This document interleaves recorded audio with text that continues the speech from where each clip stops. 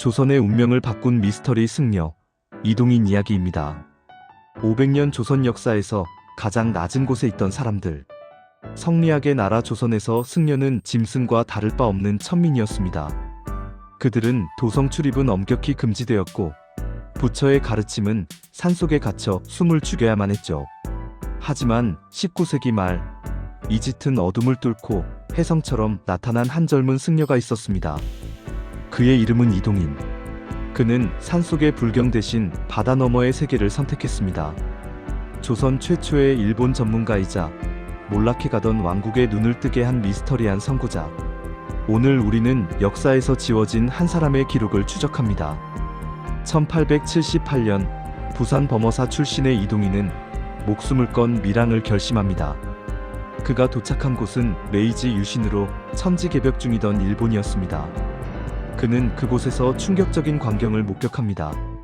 하늘로 연기를 뿜으며 달리는 거대한 쇳덩이 기차, 밤을 대낮처럼 밝히는 전등, 그리고 바다를 가르는 철갑선까지. 이동인은 독학으로 일본어를 익혔고 서양 지식인들과 교류하며 깨달았습니다. 조선이 살 길은 오직 개화뿐이라는 사실을 그는 알게 되었습니다.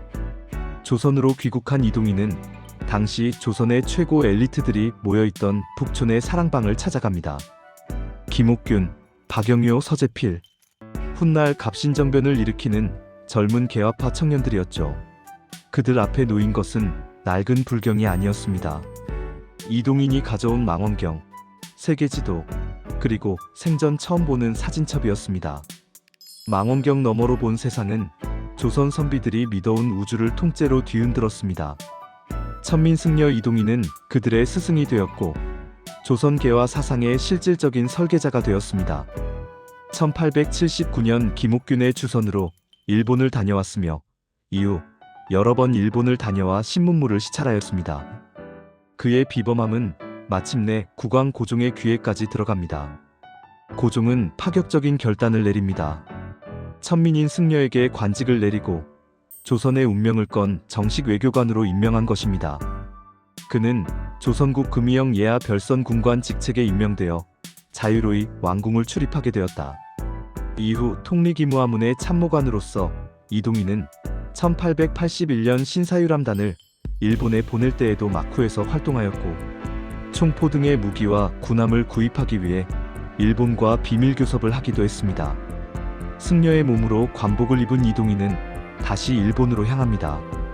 그는 일본 고위 관료들을 상대로 대등한 외교를 펼쳤고 영국 공사와 접촉하며 조선의 독립을 위한 밀사 역할을 수행했습니다. 조선 500년 역사상 유례없는 승려 외교관의 탄생이었습니다. 그러나 운명의 시간은 짧았습니다. 1881년 3월 큰 거사를 앞둔 어느 날 아침, 이동인은 고종을 만나러 궁으로 향하던 중 흔적도 없이 사라집니다. 1881년 신사유람단으로 일본에 다시 파견되기 직전이었습니다. 수구파의 암살이었을까요? 아니면 시대를 너무 앞서간 천재의 자발적인 은둔이었을까요?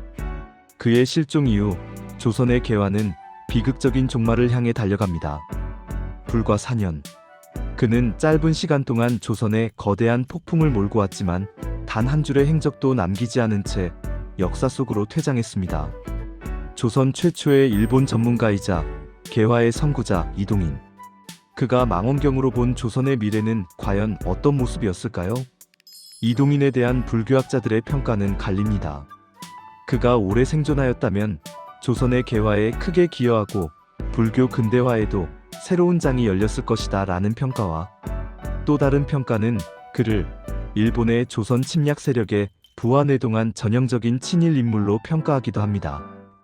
왜냐하면 이동인이 개화 문물을 처음 접하게 된 것은 일본 정부의 침략 밀명을 받고 부산에 처음 상륙한 일본 불교에 접근에 의해서 이루어진 것이기 때문입니다.